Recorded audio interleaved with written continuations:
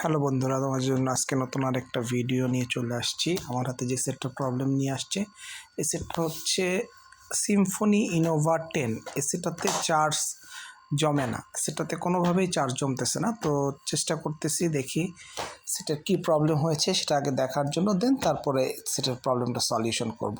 তো আগে অবশ্যই হিট দিয়ে নিয়েছিলাম। হিট দেওয়ার পরে প্লাস্টিক ওপেনারের মাধ্যমে এই ব্যাটারি কভারটা খুলে নিচ্ছি। ব্যাটারি কভারটা খুবই স্ট্রং, খুবই সাবধানের সাথে খুলতে হবে যাতে করে কোনো কারণে ভেঙে নেওয়া যায়। দেখো, আমি খুব সাবধানতার সাথে আস্তে আস্তে সেটের ব্যাটারি কভারটা খুলে নিচ্ছি, কারণ এইটা আঠাটা অনেক হার্ড। সেজন্য আমি এটাকে খুবই আলাদা আলাদা করে খুব সাবধানতার সাথে ব্যাটারি কভারটা খুলে নিচ্ছি যাতে করে কোনোভাবে ভেঙে না যায়।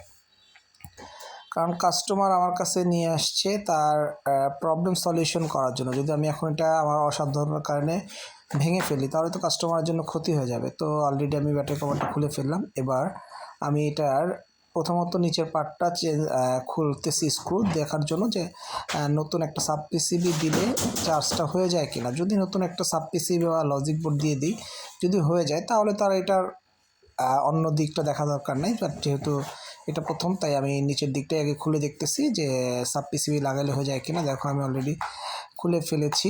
আমি ওই নিচের অতটুকুই খুলবো যাতে পুরোপুরি না খোলা লাগে আমার। তো আমি স্পিকার বক্সটা সরিয়ে সাব পিসিবিটা খুলে নিচ্ছি।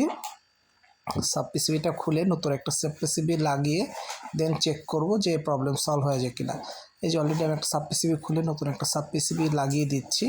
লাগিয়ে দেওয়ার পর আমি চেক করব।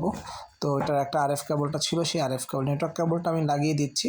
লাগিয়ে দেওয়ার পর স্পিকার বক্সটা আবার লাগিয়ে রেখে দিলাম। এবার আমি একটু চেক করব যে স্টোর হচ্ছে কিনা। হ্যাঁ, আমি চার্জে লাগিয়ে দেখলাম যে হ্যাঁ স্টোর না, চার্জ নিতেছে। দেন এবার একটু মেশিনে চেক করব যে চার্জ জমবে কিনা।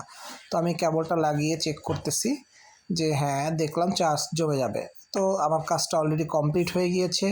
এখন আমি আবার নতুন করে স্ক্রুগুলো লাগিয়ে রাখবো যাতে করে কাজটা কমপ্লিট করার জন্য। তো আমি এই যে স্ক্রুগুলো লাগিয়ে ফেলতেছি, আমার কাজটা কমপ্লিট হয়ে গিয়েছে।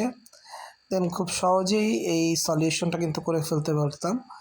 যদি অন্য কোনো প্রবলেম থাকতো তাহলে কিন্তু আমাকে অবশ্যই আবার বোর্ডে দেখা লাগতো। যেহেতু আমার কাছে এই মডেলের একটা সাব পিসিবি ছিল, মানে লজিক বোর্ডটা ছিল, তাই খুব সহজে এই লজিক বোর্ডটা আমি চেঞ্জ করে ফেললাম। তাই আমার কাজটা কমপ্লিট হয়ে গেল, কাস্টমার হ্যান্ডে ডেলিভারি দিতে পারবো। দেন আমি এখন সুন্দর আঠা লাগিয়ে দিচ্ছি যাতে করে ব্যাটারি কভারটা আবার ঠিক মতন লেগে থাকে। সেজন্য আমি আঠা লাগানো হয়ে গেলেই ব্যাটারি কভারটা লাগিয়ে দিব যাতে করে খুব সহজে কাজটা কমপ্লিট করে কাস্টমারের হ্যান্ডে দিয়ে দিতে পারি।